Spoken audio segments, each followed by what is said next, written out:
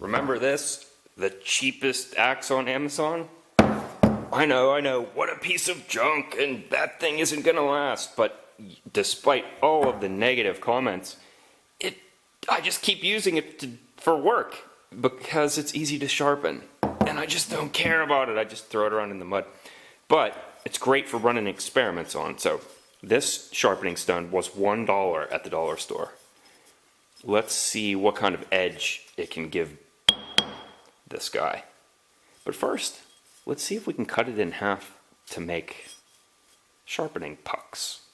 Oh, but before we go, trigger alert, or however the expression goes. If this sort of irreverence towards your sacred cow isn't your cup of tea, then might I suggest that you watch this video instead. It's like 30 some minutes of a guy polishing his tool. Way more constructive, way less destructive. Okay, let's go. First of all, without even knowing the results, I have to say, I pity the fool who doesn't have a wet saw, because they're like the greatest thing ever. This is the stone that I'm going to attempt to cut. It was, as I've said, $1 at the dollar store. I can't remember what the brand name was. It's like Workbench or some generic thing like that. I'll set the fence to,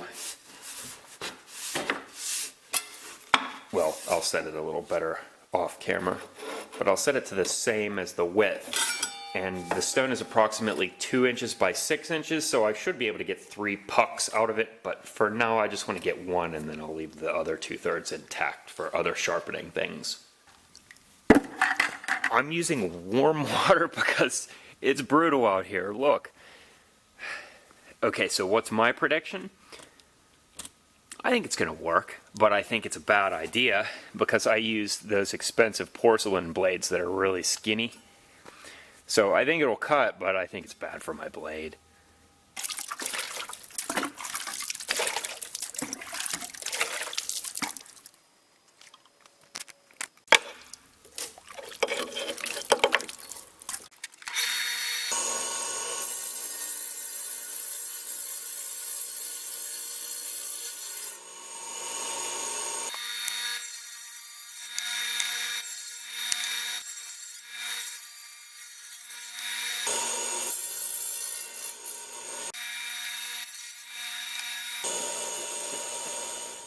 Look at that, like butter. I didn't even have to refill my reservoir, not even once. It's really soft to cut. I could probably put, you know, like chamfers on the end, or even cut it round if I were in the mood. But let's find out if it actually works first. So I'll put this mess away, and then we'll head off into the bush. Before I go, boots and gloves. Check these out. Yeah, they're the cheapies from Walmart. They're not that cheap. They were the $50 ones. So I guess from Walmart perspective, they're high-end. They're real leather. Why aren't they that nauseating yellow that most standard work boots are? Because I used mink oil on them. In case you never used it, what is mink oil? It's the rendered fat from mink. And it's about... Mink is a little freshwater aquatic creature. And it soaks in to leather really nicely and makes a nice waterproof treatment. Darkens the leather a little bit, but it's lovely. I really recommend it for your shoes. Also, gloves. I use it on my work gloves. It softens them and makes them a little bit more resistant. It's hit or miss. It's a dilemma with shoes. Do you go for the high-end Merrells? Is there a benefit to getting the expensive ones? Sometimes, sometimes not. These Merrells had this awful piece of plastic in the back end of the heel that I had to completely remove surgically before I could even wear them. It was just blister after blister. Then it's not a bad hiker slip-on, but can I justify the money? Probably not. This is it's a knockoff of the Moab 2, I think it was, which was a pretty high-end, not high-end, but medium-end hiker. And this is the Walmart knockoff, and it's great. It's one of the best shoes ever. Can't use it in the winter, though, because it breathes. So the front end of your foot will freeze. then these are not available to you, sorry, because these are, I would guess, 15 plus years old. These were $20 Walmart camo boots, and one of the best pairs I've ever owned in my life. So sometimes expensive is good, sometimes it's bad. Same case with tennis shoes. You can try all sorts of generic ones, but there is no substitute for the Nike running shoe. I guess we shouldn't expect for the Hatchet market to be any different. I guess you'll find good ones that are cheap and crappy ones that are expensive.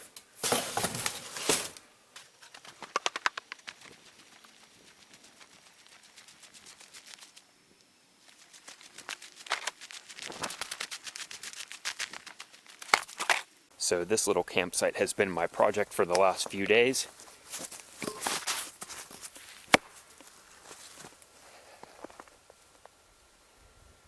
It was just loaded with branches and logs, and I don't even want to talk about it. But I'm going to run some further abuse onto the Hatchet before I get started.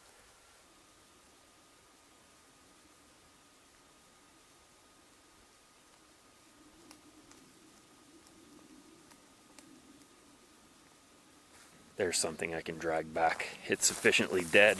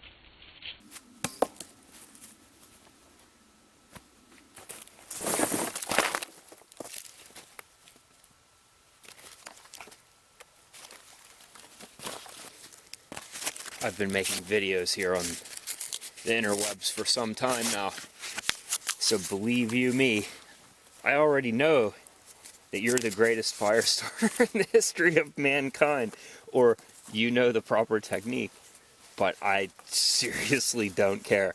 I call this technique the throw crap in a pile, light it on fire, and then nurse it to health. Yes, I'm aware there are legitimate procedures that can maximize your probability of producing a quick and efficient fire. But to be perfectly honest, fire starting is just a mesmerizing game of tinkering for the most part. And sometimes it's just pleasing to disregard any sort of formal procedure and just go with it. Be in the know.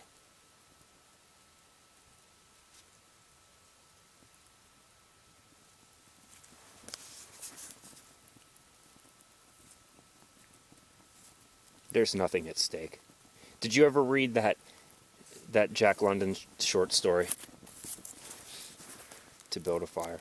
So the poor sucker, the whole story is about him trying desperately. He falls in the ice, and the whole story is him desperately trying to build a fire to survive. And the dumb fuck builds it under a pine tree, and some of the pine melts, or some of the snow melts, and the bough bends enough that it just dumps a load of snow right on his fire and he dies. This is not a circumstance nearly as dire. A lot of games are structured in a way so as to make people believe that they're better than they are. It's kind of what makes the whole video game experience so pleasant. Like, we love to have our affirmations, or we love to have our beliefs reaffirmed, right? Like, I'm the greatest, and I love having something tell me for certain that I really am the greatest. Well, you watching me, like some kind of idiot, make a fire affirms your suspicions that you're the greatest at making a fire. And so it's frustrating to watch other people do things sometimes. It's always frustrating for me to watch other people play games, because I feel like I can do it better. I'm not quite certain what is better.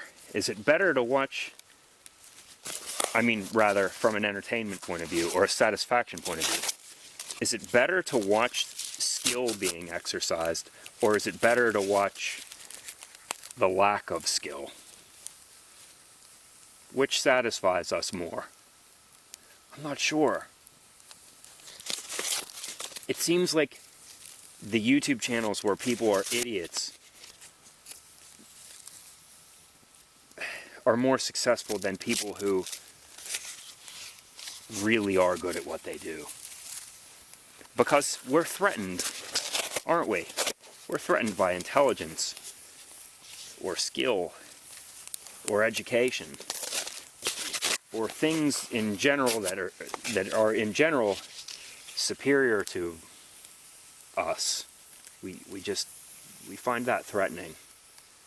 So I hope when you watch me bumbling through making a fire, that it makes you feel better about yourself.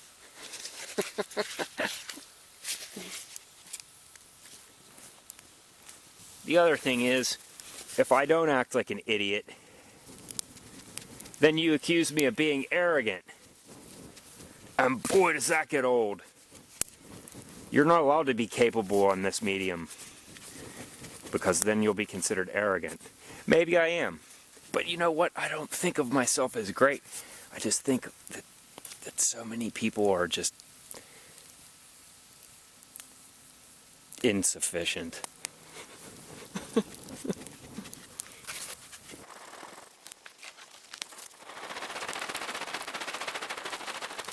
I should also remind you that what you see on YouTube by some of your favorite YouTube superstars might just be staged.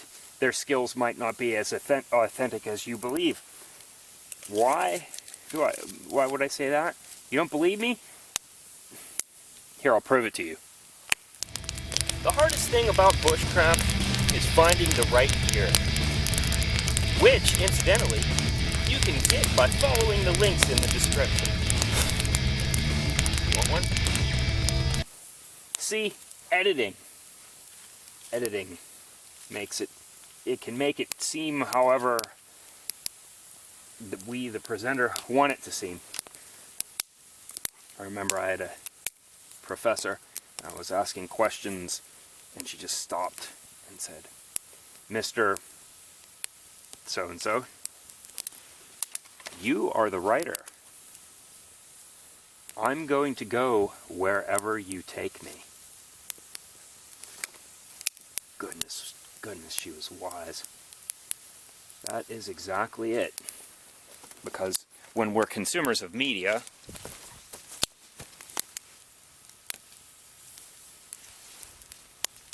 we're kind of a captive audience.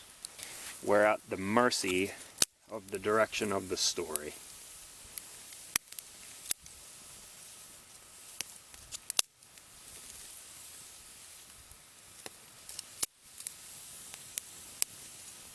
It's a game of chess, isn't it? Which piece to add? Where? It is a skill, and it does require thought and concentration.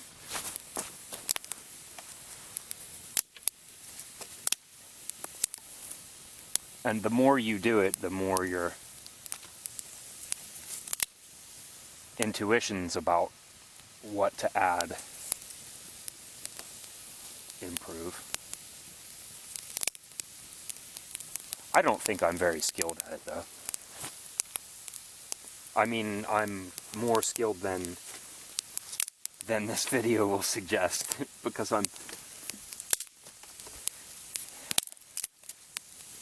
I want to retain some modesty. I mean, geez.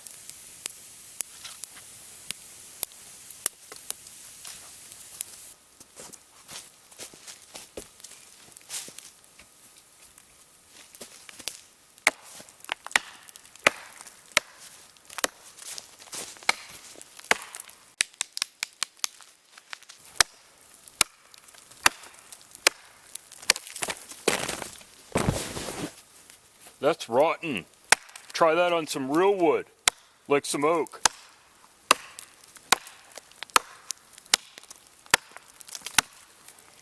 That axe is a piece of shit. It's not an axe, it's a hatchet. You need a grand farce, whatever.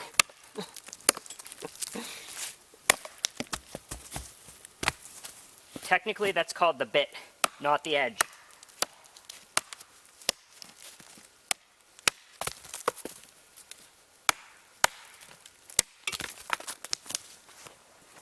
This guy doesn't know how to swing a hatchet. I can't wait till this guy cuts one of his fingers off.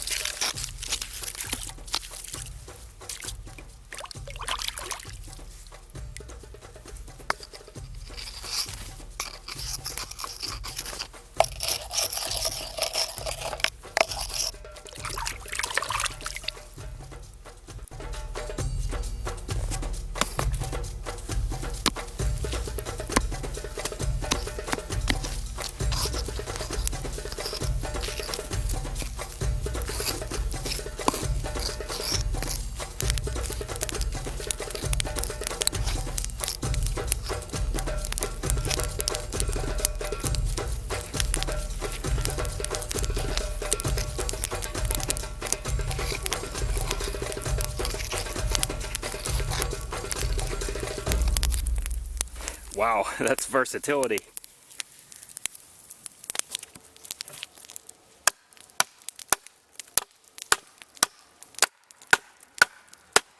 Wow, okay, it is definitely sufficiently dull.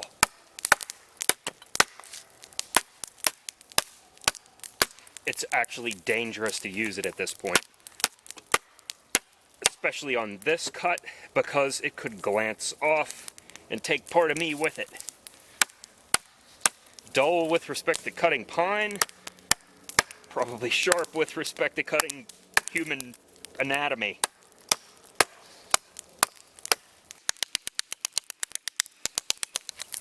Wow.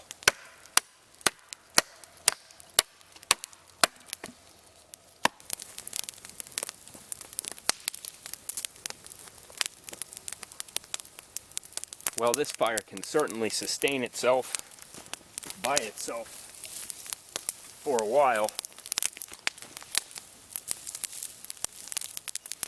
So let's go in and conclude our test.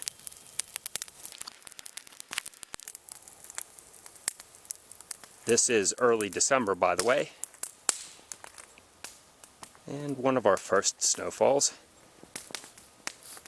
that actually stuck.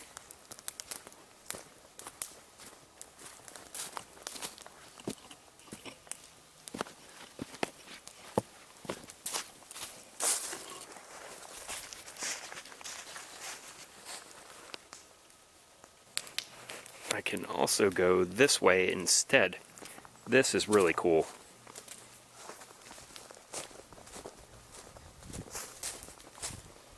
Look at this. These ferns are winter ferns. The rest of them all died off, but these ones stay green.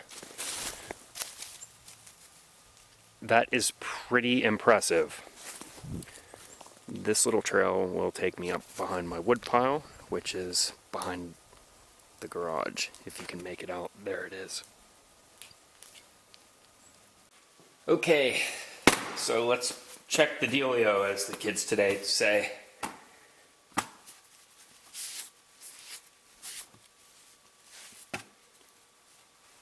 Okay, it's dull, but it's not killed. I mean, I wasn't intentionally hitting nails or anything like that, but it's definitely dull enough to not cut anything.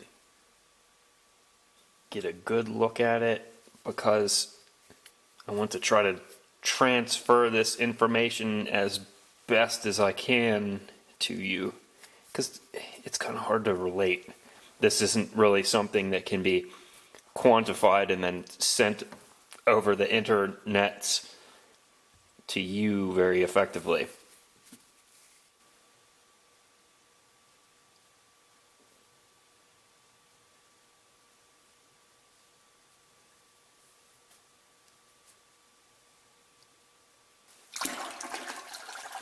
Ooh, that water's not warm anymore.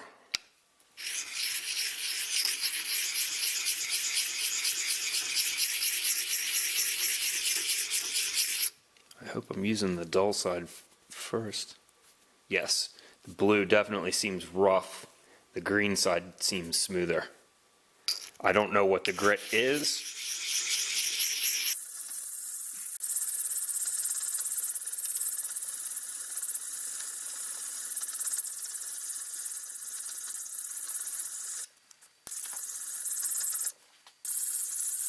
I have to go get warm water. I mean, do I really deserve more discomfort in my life? I mean, look at the split. So is it working? Sure seems to be. I mean, if you consider, look what a nice plane it is and what a consistent material it is. If you compare this to what probably existed 500 years ago, I'd say it's pretty damn effective. Would I sharpen a more expensive? No, probably not. I mean,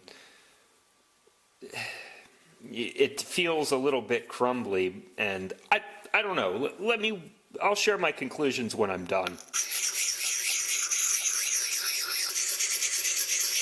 Still, a great way to clickbait this title would be with an interrogative, like, can you sharpen a hatchet with a $1 sharpening stone?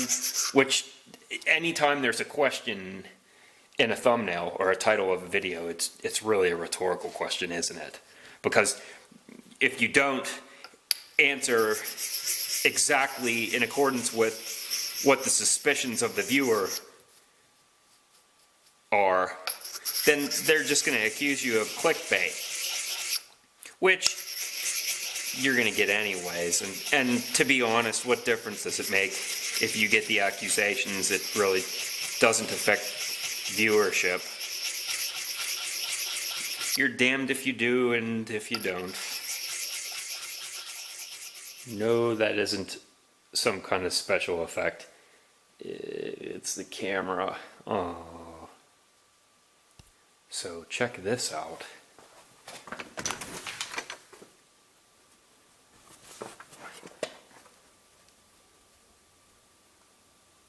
Wow, the camera does really well with low lighting because it's really dark out. If you aren't familiar with this sort of weather, it's strange. It's beautiful in a way. It has a quieting effect because of the incredible surface area of all of the snow. It attenuates noise. So it has a pleasant sort of soothing effect. The fire's back there. It needs to be tended to, but we're going to have to hang it up for the night. We'll reconvene these tests tomorrow. So good night.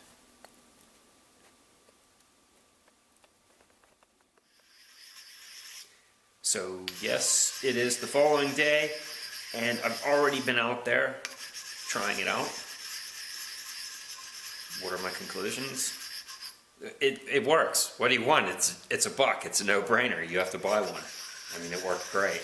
Well, okay, so you should take my opinion the same way that you should take any opinion, and that's with some skepticism. I don't know anything. I'm no authority, but that said,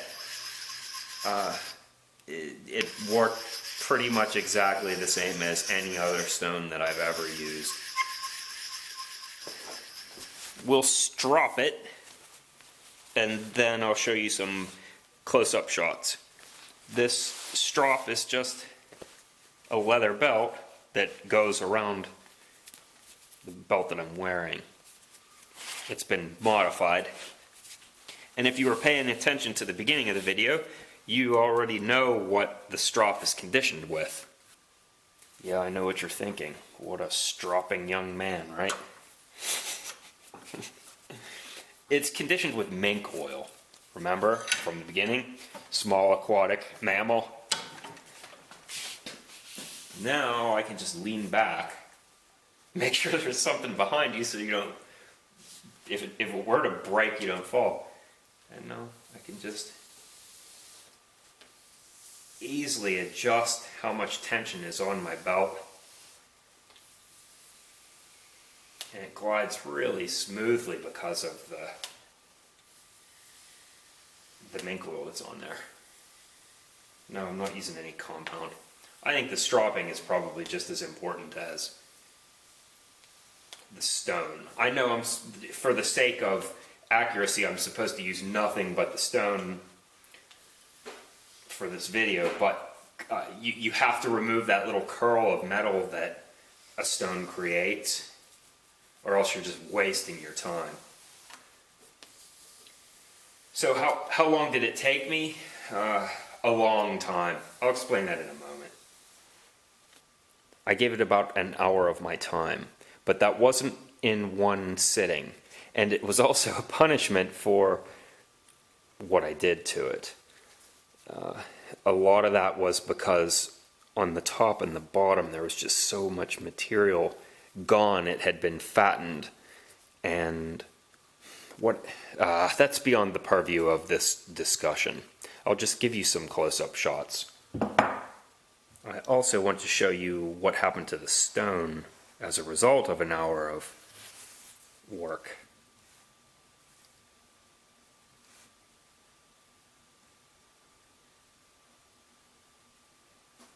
So take a look at this.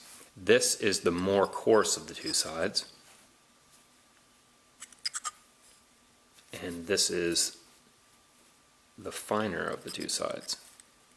I don't know if you can tell, but the finer one was consumed considerably more than the coarse one was.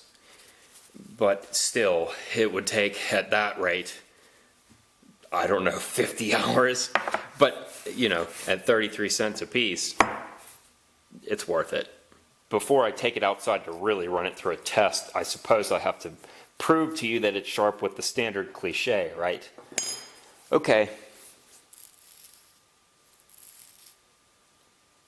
Yeah, that's too hard to film. I'm going to get cut. It's sharp.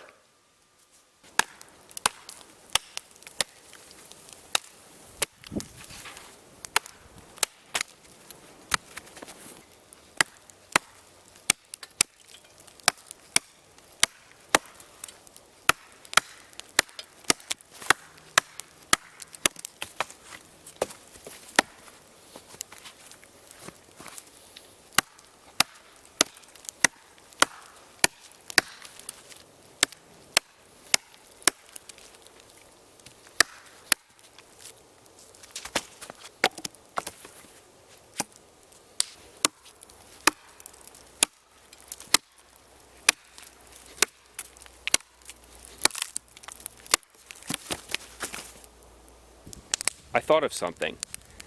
The heartwood today was frozen, which made it even more difficult to chop than yesterday. So the sharpening was probably more effective than it even seemed.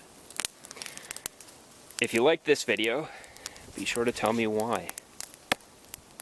And props to SkillCult, the YouTube channel. It's the best thing on YouTube right now, in my opinion. And that's where I got the idea to cut one of those stones in half to get a puck out of it. So after you're done here, go bother him. His channel is great, you'll love it. I guess that's it, I'm off. Oh, one more thing.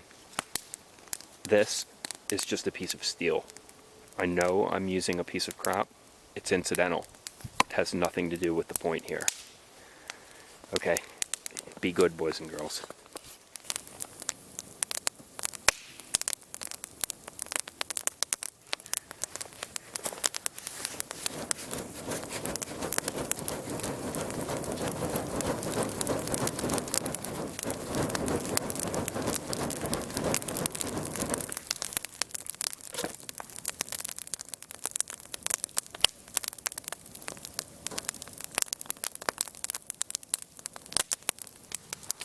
Incorrect?